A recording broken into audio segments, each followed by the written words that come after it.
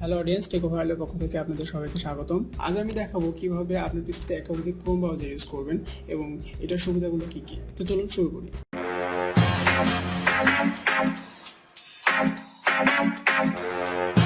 প্রথমে আপনাকে আপনার ব্রাউজারটিতে যেতে হবে। দেন এখানে দেখেন ইউজার আছে, ইউজারে ক্লিক দিই। দেন ম্যানেজ পিপল, এখানে অ্যাড পার্সনে ক্লিক করবো। তারপর এখানে পার্সন অন আছে, আপনার ইচ্ছা মতো যে কোনো নাম দিতে পারবেন, অ্যাজ লাইক অ্যাজ ওপি।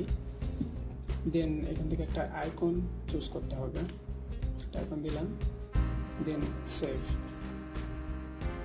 আমরা নতুন একটি ক্রোম ব্রাউজার পেয়ে গেছি।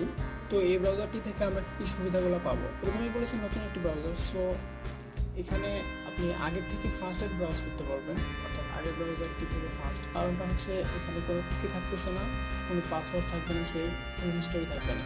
সো আজকের ভিডিও এতটুকুই। যদি ভিডিওটি আপনাদের ভালো লেগে থাকে তাহলে লাইক দিবেন, কমেন্ট করবেন, শেয়ার দিবেন। ভিডিওটি ভালো না লাগলে একটি ডিসলাইকও দিতে পারেন।